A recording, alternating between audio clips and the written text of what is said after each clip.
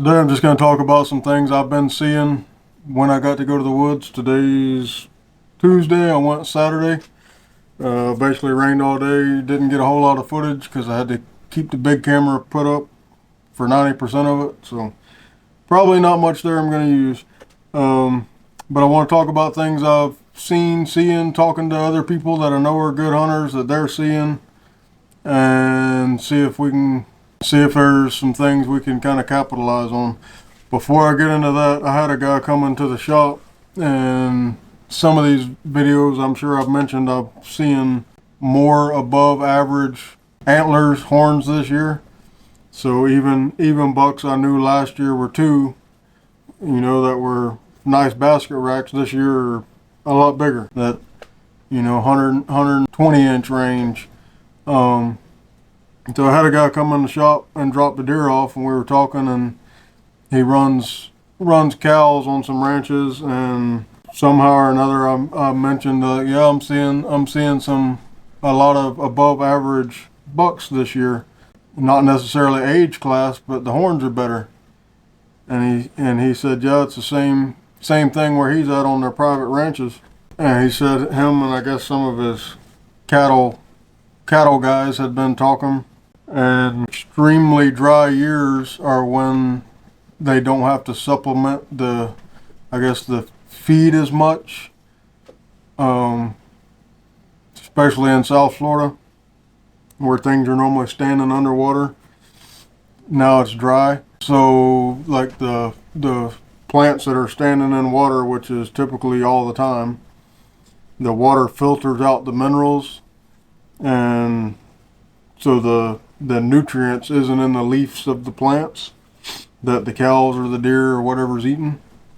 But when it's dry, the plants hold all the minerals, and that's something I'd never thought about, which makes really good sense and would explain a lot. So if anybody knows anything about it, just out of curiosity, drop it in the comments if it's something you know anything about. Anyway, the last video I talked about, because of the moon, how good the bucks are gonna move, and I think we've seen how much weather affects that. So leading up, and this is again is zone C for the most part, leading up to Friday evening, Friday night, there was extreme increase in buck movement, and a lot of bucks got shot Thursday and Friday.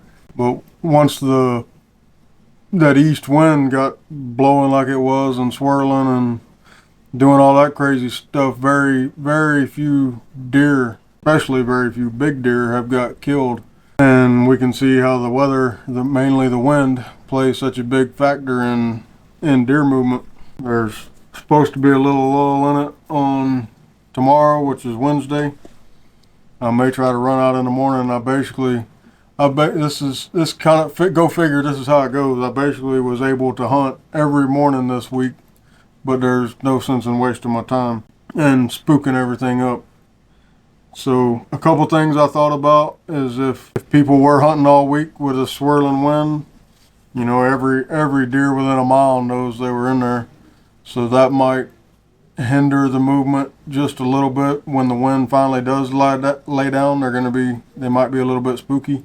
So just something to think about. A place that got hunted over and over this week with the wind going crazy anytime since Saturday might be beat to death, but not necessarily. But anyway, we're gonna see the buck activity increase again Saturday, Sunday. Hopefully, we'll see what this weather does.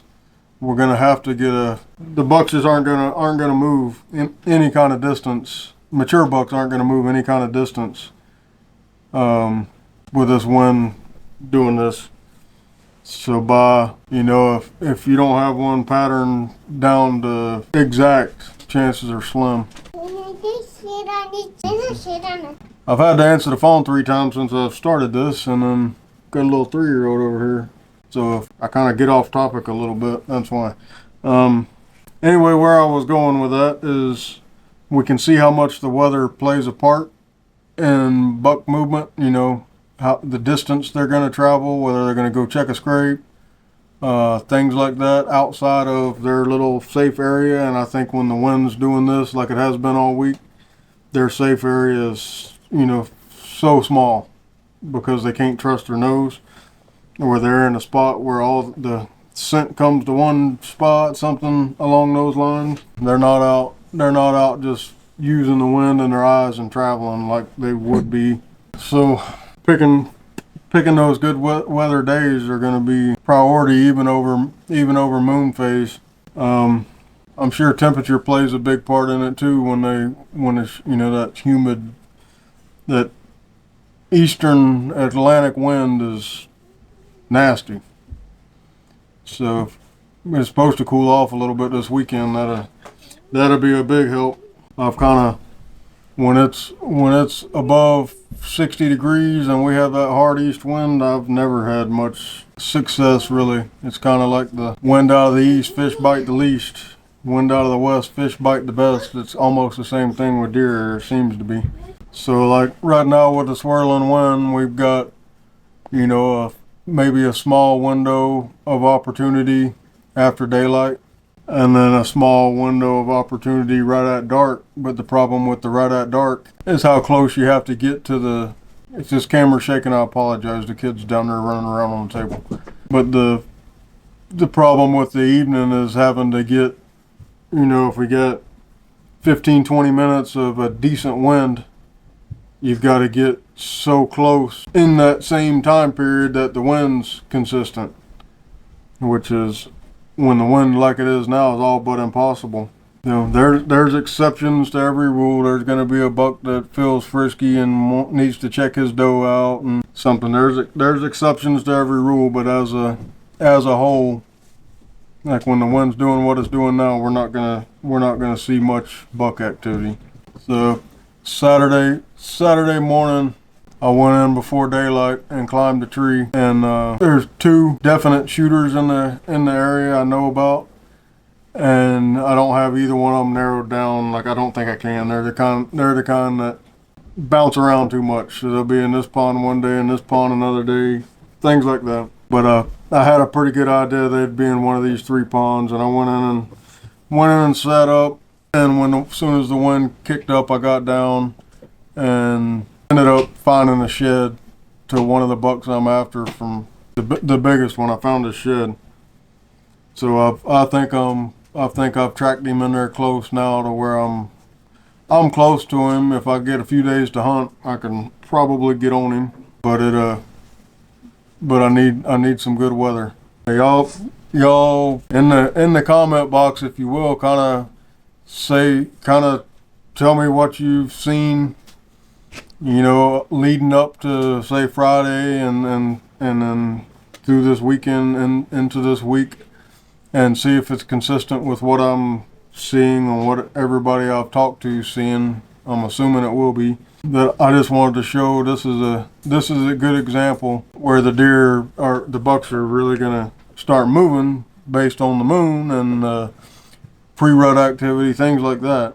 But everybody I talked to was like, yeah, dead on, activity's really increasing, doubling each day, all this, and then Friday it was like, bam, nothing. So I'm sure there was a mature buck or two or a few got killed across the state since Friday, but I don't think I've seen one. I've seen a bunch of, or not a bunch, but some basket wrecks and stuff being killed, which is in line with what I'm saying. I had Tristan with me Saturday, and we even, in the middle of the day, we went over to a spot where there's always some hogs, and I was going to let him slip up on some hogs and shoot them, and we saw three and started slipping up and got to about, and had the wind. Like, winds out of the northeast, we're going northeast, and we probably got 50-60 yards from the hogs, and they smelled us with the wind straight in our face. So I mean, it was kicking. There wasn't nothing after 9 o'clock. There wasn't nothing, 9:15 where we were. We wasn't gonna kill nothing. There may be things we could do as far as like sitting on the ground and keeping our scent from spreading as far, things like that. I'd have to research that a whole bunch, but for the most part, if the wind's going everywhere, I'm not gonna try to go in and set up and shoot one of my bigger bucks. Like I may go scout in somewhere and set up, you know, first thing in the morning or late in the evening, or slip around in the rain. Like it was raining basically all day Saturday off and on. It quit for a few minutes and start back. I may use the rain to check some things out, but as far as moving in for the kill, I'm not doing it when the wind's blowing like it is this week. If anybody needs a 3-year-old, let me know, I'll give you one. It's hard to tell the size of this on this camera, but I set him, I got one right here behind me that's 134 inches. And I put it up next to him, and this one's much bigger. He obviously doesn't have this tine, but this is the buck I'm after. This is a shed from 2 years ago. Or one of the bucks I would like to be after, if you want to put it that way. I haven't spent no time on him. Be quiet. But I got a picture of him now. He's gonna be, I can't hold it up here, but he's gonna be 22, pushing 24 inches wide. Yeah, he's a dandy. What are you talking about? What are you talking about? I'm talking about deer. Another, just real quick, I uploaded a little short the other day of smoking my stuff that I take in the woods with the beehive smoker, and you know, there's a few comments, oh, that don't work, you know, whatever. I would say you're absolutely right. In places it doesn't work, but in Florida on public land, they do control burns. So deer are used to smelling the smoke, and I think it makes them curious, and they come to the smoke smell occasionally. And then even when they don't, they get that, you know, they'll if they get a whiff, they may hang out for an extra second, 2 seconds, 3 seconds, whatever. So that's why I smoke my stuff. But yeah, in other states where they don't do control burns, it may not do anything. I have no idea. But it's not a cover scent. It's just the smell of smoke. And I've killed a lot of deer because of the smoke. And even one of the biggest ones, I think I've told the story before, of a kid I took hunting. The biggest one came in, you know, you could literally see him smell the smoke and then turn and come right straight downwind, straight to us. And he shot him at like, I don't remember, 10 steps or something. I've had that happen a few times. So that's the reason behind the smoke. I've had a few guys get a little irritated about me doing these videos on YouTube and trying to help people. Like, we ain't gonna have no bucks left to hunt, or you know, whatever it is. But just because somebody watches a YouTube video doesn't mean everybody is gonna go out and kill the big bucks. But if everybody hunted smarter and wasn't out in the woods just stomping around, walking around, you know, doing all the things we see people do, I think hunting in general would be better. You know, it would improve if you didn't have guys just stomping all over the place. So that's part of why I do these videos. Like, you know, I've had a lot of guys reach out, especially this past, you know, last year, but especially since season has opened, you know, to tell me they shot this big buck that they would have never shot without watching these videos. And I appreciate that, but not everybody is going to go do it. I understand that, but applying common sense and logic goes a long ways.